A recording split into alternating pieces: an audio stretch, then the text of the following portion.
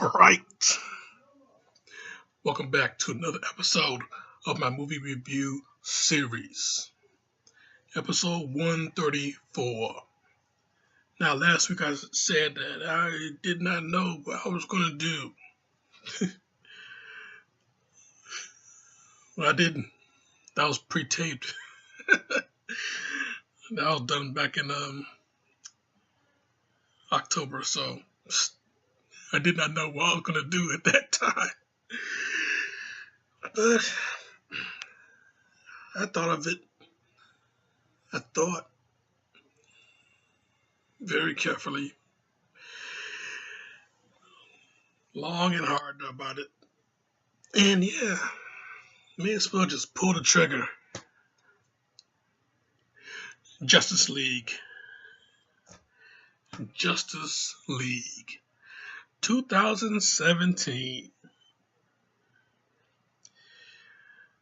Starring Ben Affleck, Henry Cavill, Amy Adams, Gal Gadot, Ezra Miller, Jason Momoa, Ray Fisher, Jeremy Irons, Diane Lane, Connie Nielsen, J.K. Simmons, just to name a few. No, actually, that's a lot of them.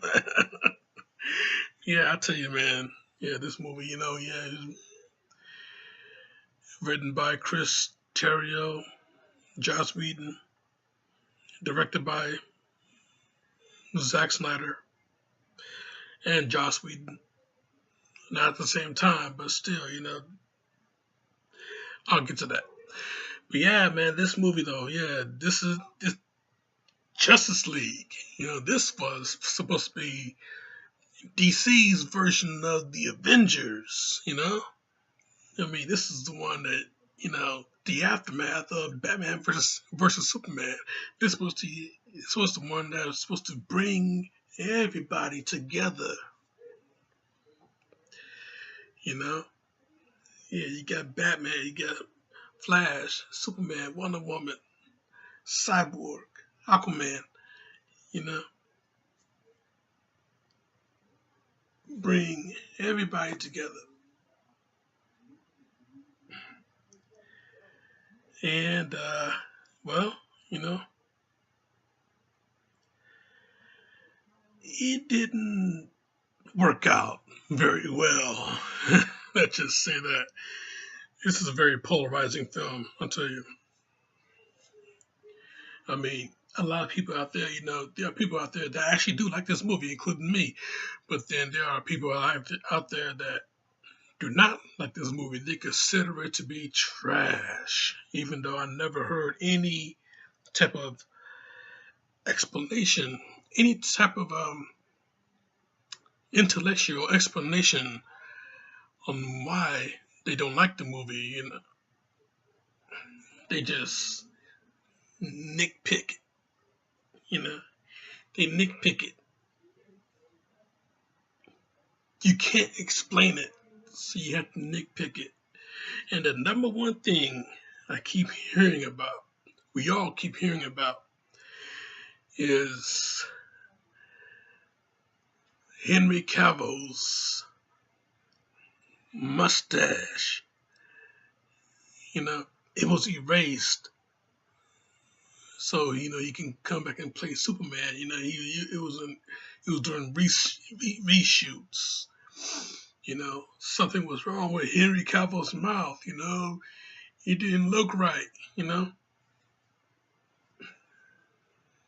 I'll tell you something.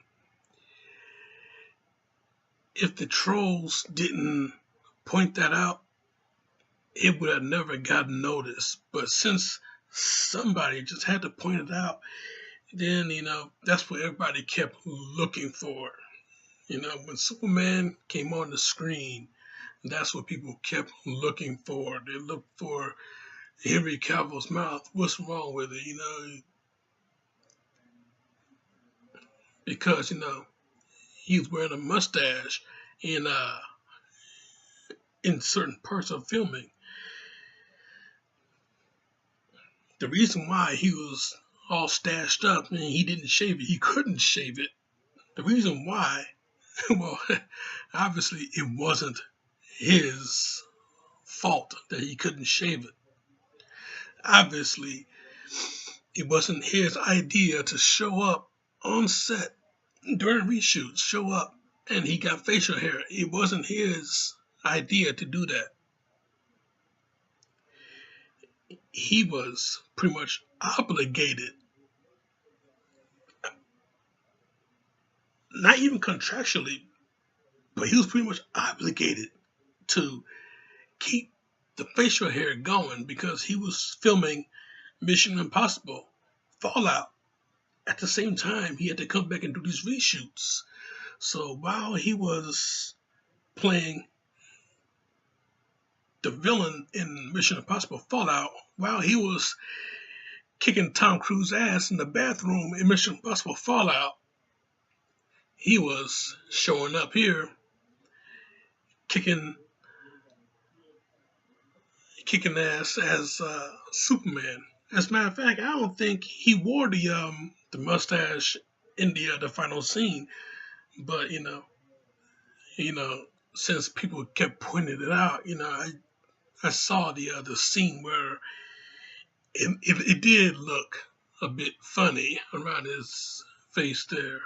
Yeah, the opening scene of the movie, the kids, you get a first person point of view of the kids coming up to Superman after Superman, he apprehended some guys and he's talking to he was talking to the cops and everything like that. These kids come up to him and they want to ask him for an interview for their podcast. So, and the way Superman smiled, it did look a little bit awkward. But hey,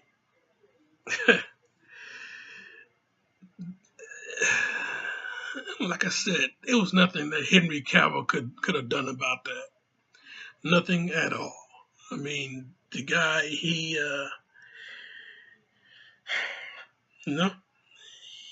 he had to fulfill his acting duties, and he was doing MI6 at the same time he was doing Justice League, and what the suits say, you gotta obey that command. They're the boss. Paramount is the boss, and they made Warner Brothers look stupid. And then later on, it was Fox that made fun of it all with that Deadpool trailer. But yeah, that's here and there. Nothing nothing Henry Cavill could have done about it. I mean, Paramount, they could have done something about it. They could have said that he could shave it off. They could have easily said that, but they didn't. So this is what we have to deal with. The opening scene where he's talking to the kids. That is what we have to deal with. And since there are people out there that don't like the movie, then they don't have to deal with it. And that is their decision. There are people out there that don't care about it, like me. I really don't care. I mean, yeah, dude is stashed up. Okay, it was November when they filmed it, so he have a charitable reason to keep the stash. The other bosses told him not to shave it, so he had to keep it. So while he was taking on Tom Cruise in the bathroom, he was also talking to his kids and telling them about the S on his chest. It's like a river; it just keeps going. So hey, you gotta deal with it. You gotta deal with it. So yeah, Paramount's decision. Warner Brothers look stupid about it. and Henry Cavill was the casualty of it. But yeah, like I said, it's neither here or there. Throw that shit out the window because there was nothing anybody could have done. Well, not Cavill. Paramount could have done something, but they decided. Anyway, about the movie, Justice League. I mean, yeah, this was supposed to be the movie. This was supposed to be the one to bring everybody together, and this was supposed to be the one to have people get everybody excited for. This was DC's version of the Avengers. And yeah, things didn't work out because the internet took control and they fucked everything up for everybody else. So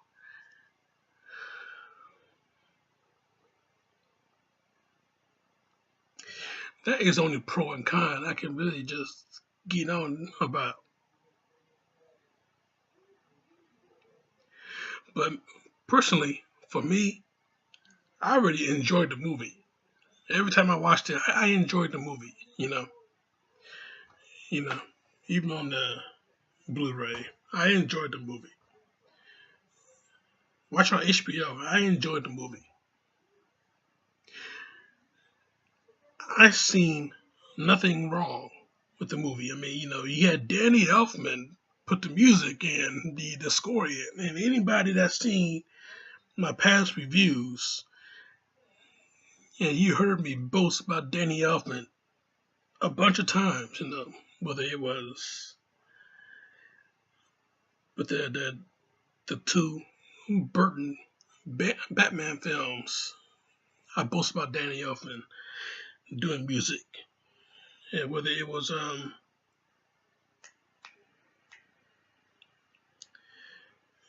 few other films, man. I think it was Batman Mask of the Phantasm. I boast about Danny Elfman. I boast about Danny Elfman a lot. He's the man. One of my favorite composers. And him doing the music in this movie, yeah, he did pay homage. I heard that he was going to incorporate a few theme songs from a few characters, and yeah, we did hear one of them was theme song in the beginning of the movie. We did hear for a little bit, like a couple of times, we did hear Superman's 78 theme song in this movie. For like a couple of times, we did hear just a few times, one most notable time when Batman showed up on the roof, Gordon flashing the signal. Commissioner Gordon, played by J.K. Simmons, flashing the signal.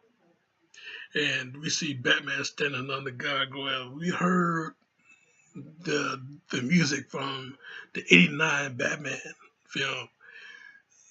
And yeah, I tell you, that was awesome. That was just awesome. Even though I like the one that Hans Zimmer did with with Batman versus Superman.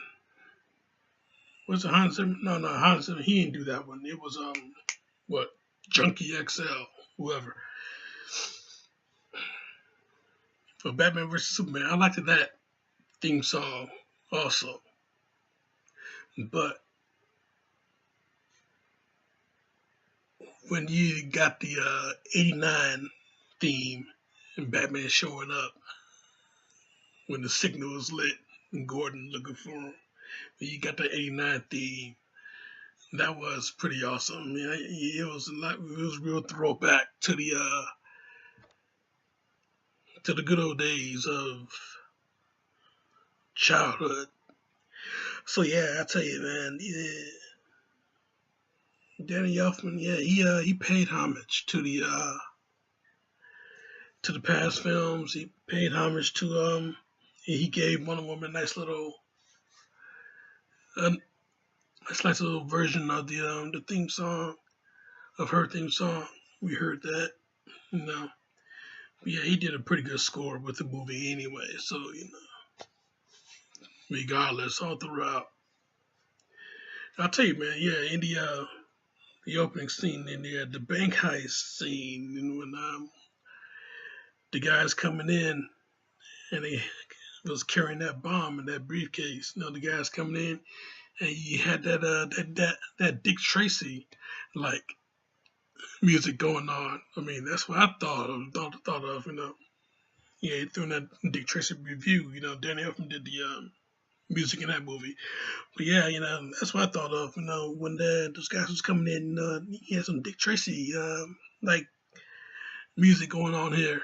The gangsters coming in and trying to take care of this bank. But Wonder Woman showed up, took him out, used the lasso, used the bracelets, used her speed, everything. So awesome. Great opening. Great opening. Batman's so guilt ridden because of what happened to Superman in Batman versus Superman. You know, and he knows that an attack is coming, so he got to assemble an alliance. So he got so he and Wonder Woman, they got these other individuals together. We got Flash, we got Aquaman, Batman come for them personally. You know, Cyborg found Wonder Woman, so they had a conversation on the computer and in person. So yeah, I tell you, man, this movie, yeah, it was supposed to work, but it didn't. But as far as a mass of people, it did work, even though the box office say different. The DVD, the Blu-ray sales said otherwise. I mean, I heard cats couldn't find these movies. They were really flying off the shelf as far as getting them on Blu-ray was concerned. Of course, they wanted to find the deleted scenes. Superman come back from the dead, and they were supposed to find the scene where he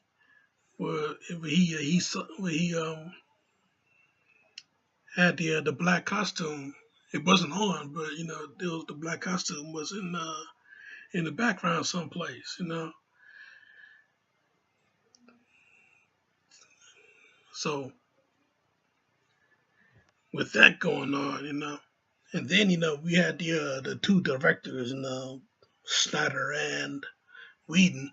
A lot of rumors behind why Snyder didn't stay on.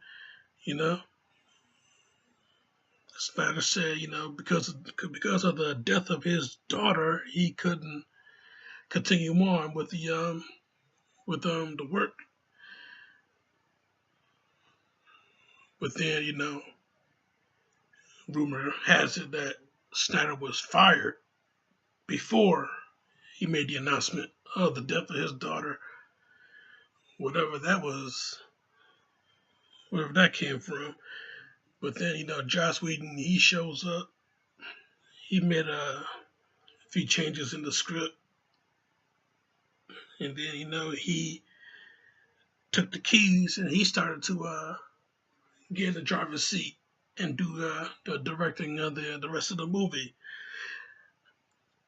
And that's what this came out of. Parts of it we had Snyder, and parts of it, majority of it, we had Whedon.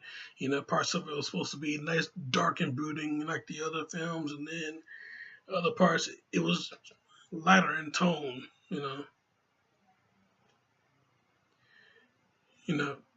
Yeah, I can. I noticed that.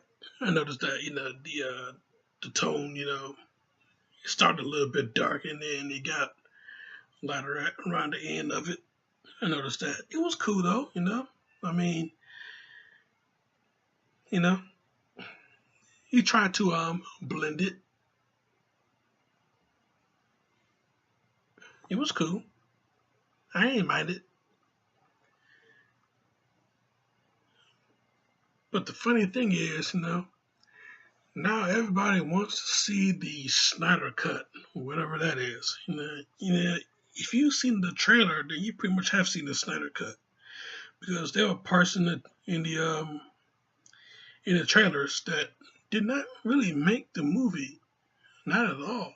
So yeah, in a way, you did see the Snyder cut in the trailers. Yep. Sorry, there's no actual Snyder cut. There won't be. But yep, check out those trailers though. And check out the parts that you didn't see in the movie. It was in the trailer. There's your Snyder cut right there. But I tell you though, man, yeah, this movie though, the villain in this movie is Steppenwolf. Steppenwolf. Yeah. It's like the name of a band. But yeah, Steppenwolf, he was the villain in this movie besides Darkseid, which was also rumored to be Snyder's idea to bring Darkseid in and have him be the main villain in the movie. But no, he used Steppenwolf, Darkseid's nephew. So we got this character, and he was I tell you, yeah, strong character, but annoying as hell. By the time Superman showed up, it was gratifying watching him get his ass kicked all over the place. I mean, yeah, he handled the other heroes very well, even though Wonder Woman and Aquaman, they utilized their strengths, their attributes against Steppenwolf. They still weren't no match for him. But when Superman showed up, then the game has most definitely changed. And that's when we heard the 78 theme come in, Yeah, Superman shows up behind Steppenwolf, Yeah, he believes in truth. But he's also a fan of justice. Next thing you know, give him that big ass straight right, send Steppenwolf's ass flying. Yeah, Steppenwolf, yeah, you want to come back at him? Yeah. Fists whizzes right by Superman's face. Next thing you know, Superman whoops his ass with another punch. Yeah, boy. Yeah. Each shot Superman gave, Steppenwolf's confidence started to dwindle a little bit. Wonder Woman was starting to kick his ass a bit. Aquaman was starting to kick his ass a bit. Superman shows back up. This guy's still bothering you? Boom. Lands. Boom. Hit him with the heat vision. Picked his ass up. Flinged him away.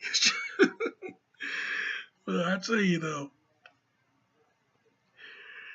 Superman shows up. Game changer. Impact.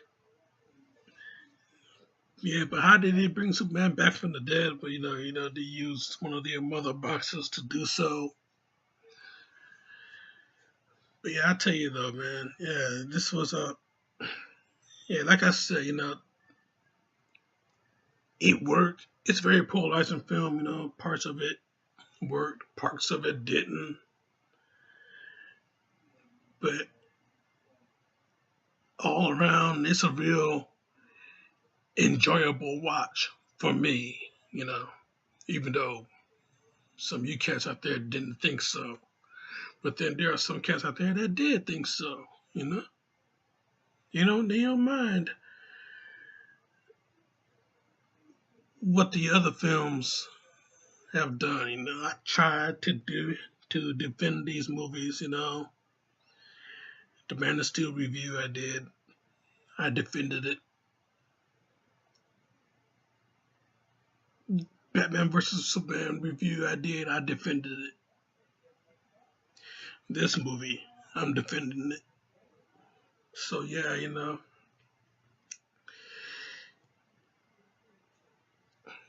Yeah, this movie, yeah, it's a hit and it's a miss. I will admit that it does have flaws. It's a hit and it's a miss. But under certain circumstances, they just had to utilize what they had right there, right there in their hand. They had to utilize that, even though you probably think that they could have done more with it. Maybe they could have. Maybe they could have. I mean, I heard a cat said that yeah, the TV show, the Justice League animated series, is a lot better than the film. Yeah, okay, yeah, it is. But it's not like we can resurrect Dwayne McDuffie and have him write the movie, now can we? You just have to utilize what we got. I mean, Chris Terrio and Joss Whedon, they did what they had to do in order to get this movie finished. Whedon taking over as director, he did what he had to do in order to get this movie finished. I mean, it's just the nature of the business.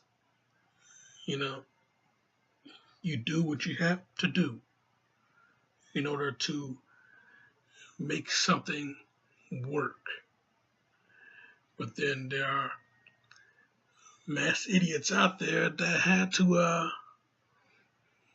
make the shit not work by poisoning other people's minds and making them turn against this particular movie. So,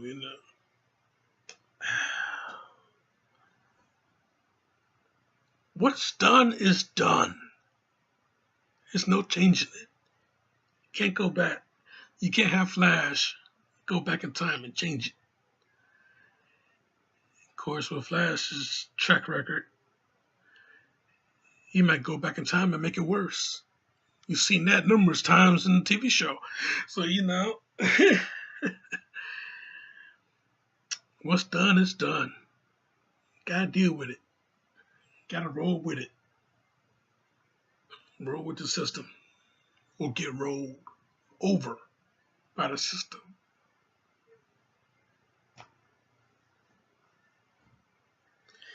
So yeah, man, I tell you, the parts I seen, I enjoyed it, and the parts I did not quite agree with, guess what? I ignored it because the movie it is what it is. I mean, it's not like you can do any better, can you? I mean, I like to see you try. So yeah, man. Justice League, even though it's not a perfect movie, it's the movie that was presented to us. So yeah, I rate this movie a good solid 4 out of 5. Be glad I didn't say 5 out of 5. So yeah, 4 out of 5. This movie, Justice League.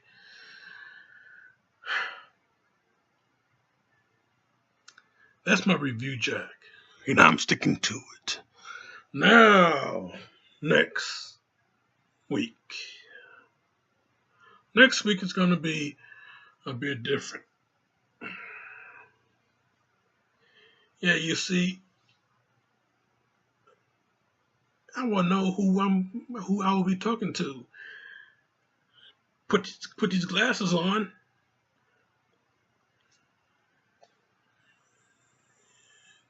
There might be a different person sitting there. You know, take the glasses off.